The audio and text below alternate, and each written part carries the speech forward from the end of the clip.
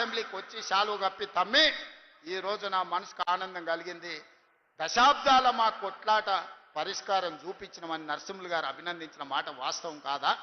ఇవాళ ఎస్సీ కులాల వర్గీకరణ చేసి ఆ చిక్కుముళ్ళని ఇప్పింది ఈ ప్రభుత్వం కాదా అని నేను అడుగుతున్నా. ఇన్ని రకాలుగా రైతులను, మహిళల్ని, విద్యార్థులను, నిరుద్యోగులను, ఉద్యమకారులను, బలహీన వర్గాలను, దళిత వర్గీకరణతో పాటు ప్రతి సమస్యను పరిష్కరించుకుంటా 18 నెలల్లో మనం ముందుకు వెళ్తుంటే 10 ఏళ్ళు రాష్ట్రాన్ని దోసుకున్నాడు. ఇవాళ నువ్వు దిగిపో అని అంటుండు. మిత్రులారా, మీరు ఆలోచన చెయ్యండి. నాకేం లేదు కోరికలు. ఆయనను పట్టుబట్టాలనుకున్నా, పట్టుబట్టినా, పని పట్టినా, పడగొట్టడమే కాదు ఆ కుర్చీలో కూర్చున్నా. జీవితంలో నా లక్ష్యాన్ని నేను నెరవేర్చుకున్నా.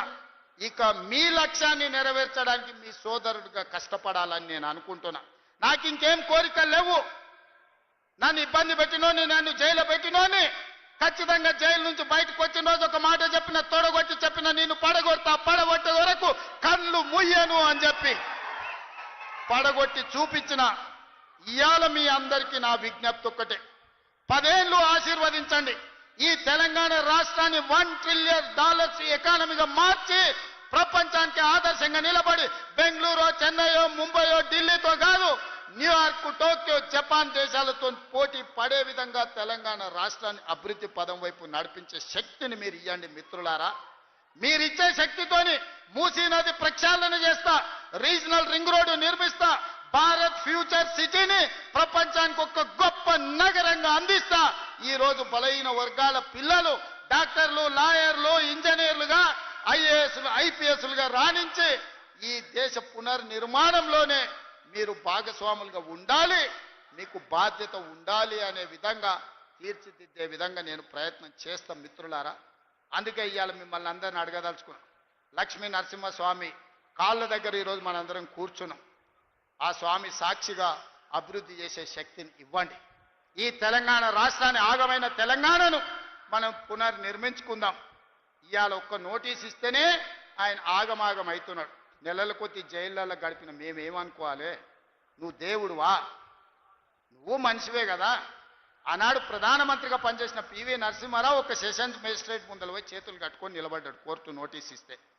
మీకెందుకయ్యా అంత బలుపు?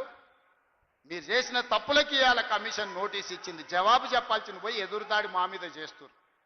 నువ్వు మా మీద దాడి చేసుడు కాదు, ఇది కాళేశ్వరం కమిషనా, కాంగ్రెస్ కమిషనా అడుగుడు కాదు. నీ పార్టీలో ఉన్న దయ్యాల గురించి నీ బిడ్డనే చెప్పింది కదా. ఆ దయ్యాలు, కొరివి దయ్యాలు ఎవడో తెలంగాణ ప్రజల్ని ఎట్లా పట్టి పీడిస్తుండ్రో ఇవాళ నీ బిడ్డ అడిగిన ప్రశ్నకు సమాధానం చెప్పమని బీఆర్ఎస్ నాయకులను అడుగుతున్నా. ఇప్పటి నుంచి అది దయ్యాల రాజ్య సమితే తప్ప అది భారత రాష్ట్ర సమితి కాదు, అది దయ్యాల పార్టీ అని మన కార్యకర్తలు ఊరూరాలు చెప్పాలి. ఎవడు కనిపించినా ఒకటే చెప్పారు, అరే దయ్యాలు వచ్చినాయి రా భయ అని. ఇంకా వాళ్ళని పేరు పెట్టి పిలువకారు ఎక్కడ కూడా.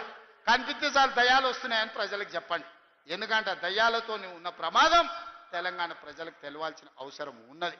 అందుకే మిత్రులారా, మళ్ళొక్కసారి చెప్తున్నా, మళ్ళసారి గెలవడానికి, ఆలేరు అభివృద్ధి చేయడానికి మీ సోదరుడికి ఏం మీకు కావాలనో, పరిష్కారం కావాలనో, ఏం అండగా నిలబడాలో మీరు చెప్పండి.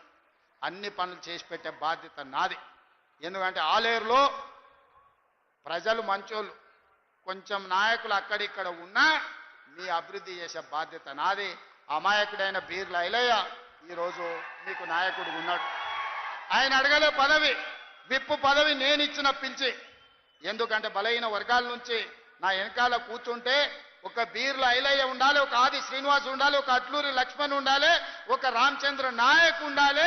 బలహీన వర్గాలు నా వెనకాల కూర్చుంటే సభకు నిండుదనం వస్తుందని వాళ్ళందరినీ విప్పులుగా వేసి ఈరోజు మీ ప్రాతినిధ్యాన్ని పెంచే ప్రయత్నం చేస్తున్నాం.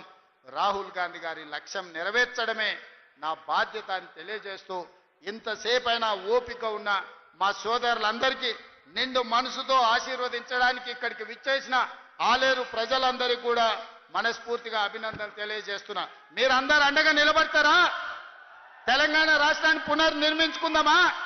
మీరందరూ సిద్ధమేనా? మీరందరూ